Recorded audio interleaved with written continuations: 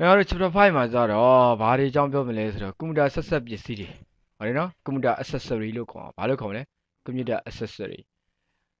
ငါတို့မိတ်ဆွေတယောက်ပြောသလိုဟာတဲ့မင်းတို့ကွန်ပျူတာလိုက်ပွဲများလားကွာတဲ့ဟုတ်တယ်ရကွန်ပျူတာကမဆုံးကွန်ပျူတာပစ္စည်းမှာမင်းဘာထပ်ထည့်ချင်တော့ထည့်ချင်တာမှထပ်ထည့်လို့မရဘူးလားပတ်စံတာရှိပြီလေသူကမဆုံးဘူးအကုန်ထပ်ထည့်လို့ရတိုးလို့ရတယ်ပေါ့နော်အဲ့တော့ငါတို့ကွန်ပျူတာ accessory လေးအကြောင်းလေ့လာအောင်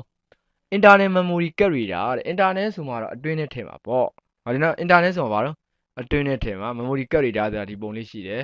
အဲဒီမှာ SD card တွေတို့ဒါကင်မရာတွေက card တွေထည့်မှာပေါ့နော် memory card တွေအဲ့ဒီတွေကနေကွန်ပျူတာထဲထည့်ပြီးတော့ပုံလေးယူမှာ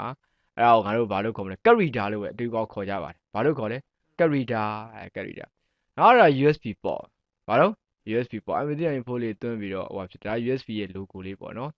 နောက်ပြီးတော့ဘာလို့ monitor ဒါ monitor ပေါ့အခု output အဲဒီလိုပုံလေးဒါ monitor မှာဒါ CRT ဟိုအောင်ဆိုဘာလို့ပြောမလဲ NCD ဖြစ်သွား monitor မှာ2မျိုးရှိရပေါ့နော်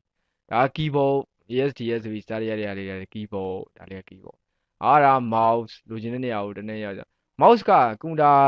ဟိုမှာ keyboard တွေပါတယ်ပြီးမှ mouse ကိုထွန်မိတာဟုတ်လားအဲ့ဒါရင်တော့ keyboard ပဲရှိတာကွန်ပျူတာ mouse မပါဘူးနောက်မှာ mouse ကိုထွန်တယ်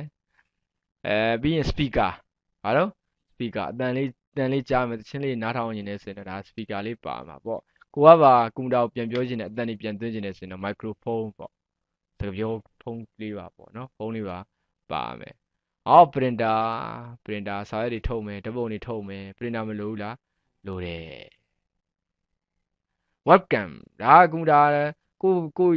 ကိုရဲ့မျက်နှာကိုဟိုဘက်မြင်ကျင်လို့ဟိုဘက် internet တွေတုံးတဲ့အခါမှာချက်တင်ထိုင်တဲ့အခါမှာဟိုဘက်ရုပ်ဒီဘက်ရုပ်တွေမြင်ကျင်လို့ဘာလို့သုံးယူလို့လဲ webcam ဆိုတော့ web camera ပဲဘာလို့ web camera internet ပေါ် web ပေါ်ကနေသုံးတာဖြစ်တဲ့သူ့ကို web camera လို့ခေါ်တယ်အတူကောက်တော့ဘယ်လိုခေါ်တော့ webcam ကင်မရာပုံလေးတွေများသောအားဖြင့် webcam တွေကို internet ဆိုင်တွေမှာအများဆုံးတွေ့ရပါတယ်ဂိမ်းဆိုင်တွေမှာတော့မထားပါဘူးเนาะအဲ့ဒါဘာလို့ခေါ်လဲ webcam လို့ခေါ်တယ်ဟာ MP3 MP4 တော့ဟိုဘောဒီမှာ iPad လေးတွေသူတို့ကလေးတွေရင်းနှီးပါတယ်အော် digital camera ဒါကင်မရာလေးတွေကင်မရာဆိုတဲ့ဒီတော့ကွန်ပျူတာရဲ့ accessory တစ်မျိုးပဲကွာဓာတ်ပုံတွေပါတွေရိုက်မယ်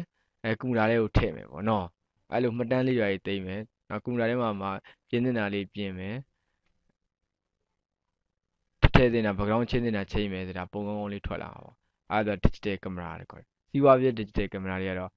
Nikon ပေါ့နော် Nikon D40 တို့ D90 တို့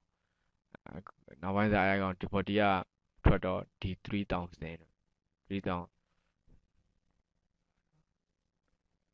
နောက်တစ်ခါကျတော့ဘာလို့ scanner အဲ့တော့ဓာတ်ပုံစံနေစင်တော့မရှိပစ္စည်းပေါ့ဗျာပုံဟောင်းတွေကိုဖတ်မယ်ဘာတွေကိုဖတ်မှာလဲပုံဟောင်းတွေဖတ်ပြီးတော့ကွန်ပျူတာထဲကိုထည့်ထားသည်ဘာဆက်တုံး scanner အဲ့ဒီဖတ်တာကတော့ scan ဖတ်တယ်လို့ခေါ်တယ် scan ဖတ်တယ်လို့ခေါ်တယ်